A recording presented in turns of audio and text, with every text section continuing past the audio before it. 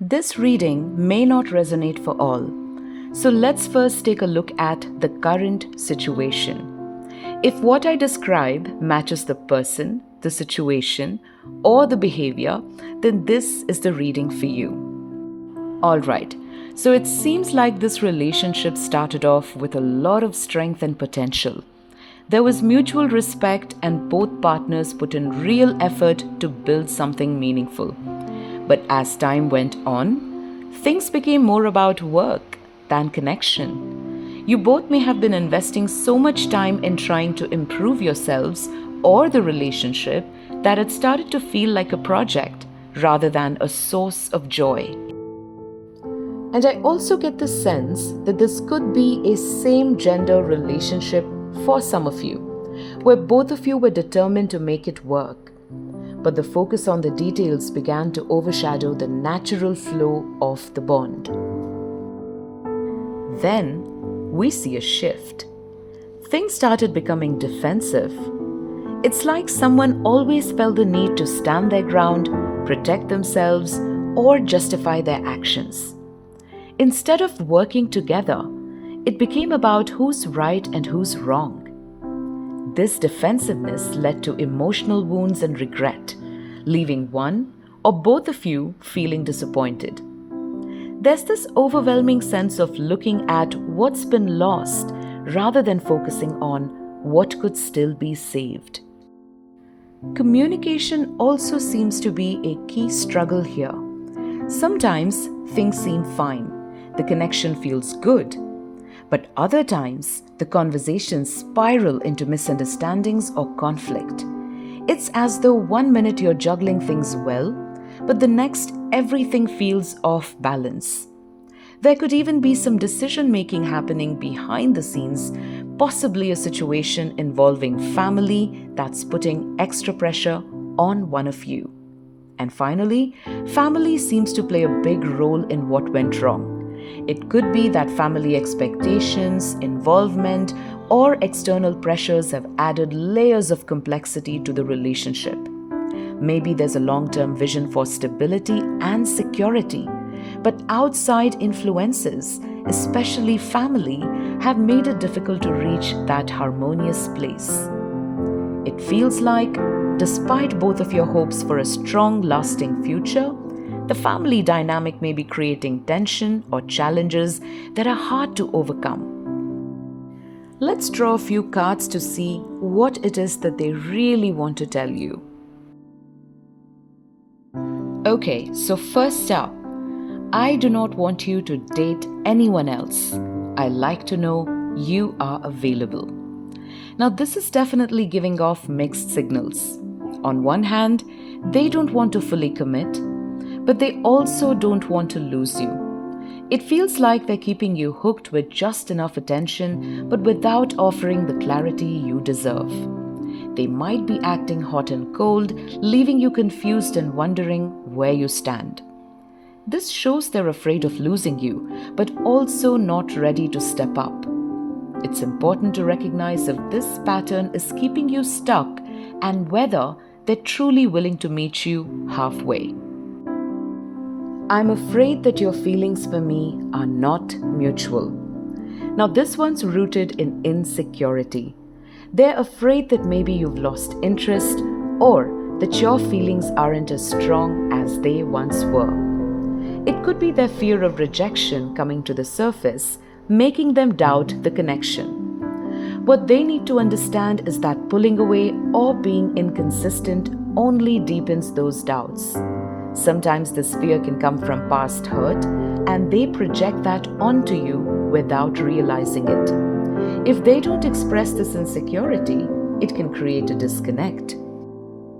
I feel empty and hollow inside. I cannot open up right now. This person is really struggling emotionally. They're feeling stuck and unable to express their true feelings. It's not that they don't care about you. They just might not be ready to dive deep into a conversation about what's really going on inside. This could be their way of protecting themselves, but it leaves you in the dark. If someone can't open up emotionally, it's hard to build the closeness you need. Right now, They're wrestling with their own inner battles, and that's keeping them closed off. Now, this is where remorse comes in. They know they've messed up, whether it's something they said or did, and now they're feeling the weight of those actions. They regret how they've treated you or how they've handled certain situations.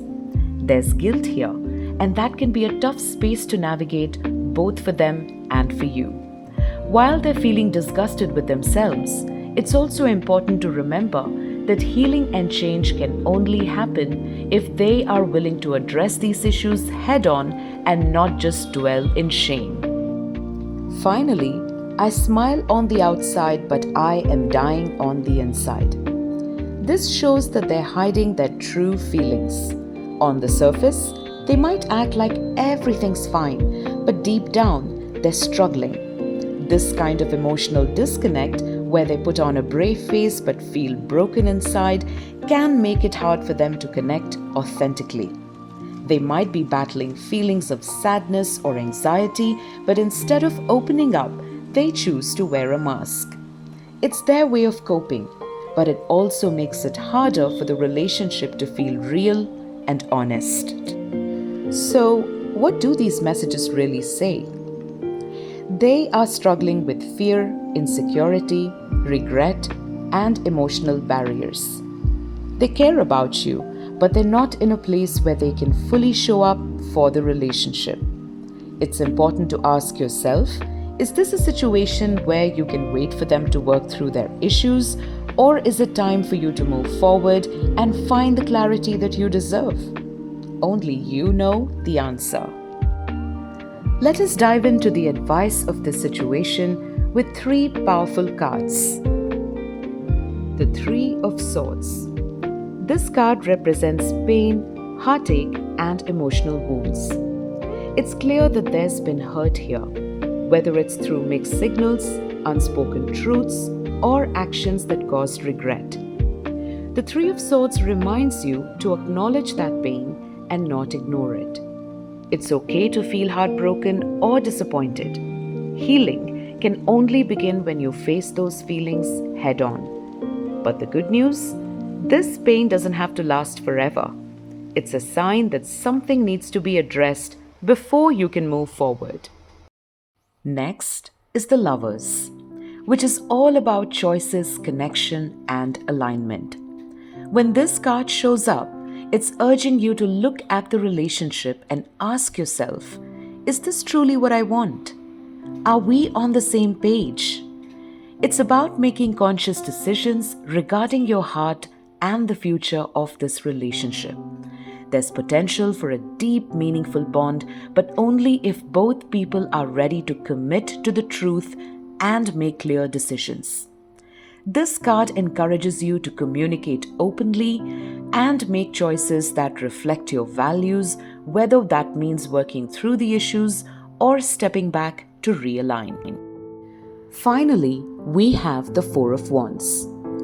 This card represents stability, celebration, and harmony. But in this context, it's a glimpse into what's possible if the emotional work is done. The Four of Wands is the potential outcome, a space of joy and peace in the relationship where both of you can come together in a stable, balanced way. However, getting to this point requires working through the pain and making aligned choices. It's a reminder that commitment and harmony are possible, but only if the foundation is built on honesty and emotional healing. So, what does this advice say overall? You're being asked to first acknowledge and work through the hurt, then make a clear decision about whether this relationship is truly right for you. If you both choose to commit to growth and truth, there's a beautiful, stable future waiting on the other side. But remember, it all starts with facing the hard stuff and making the choice to either heal together or move on.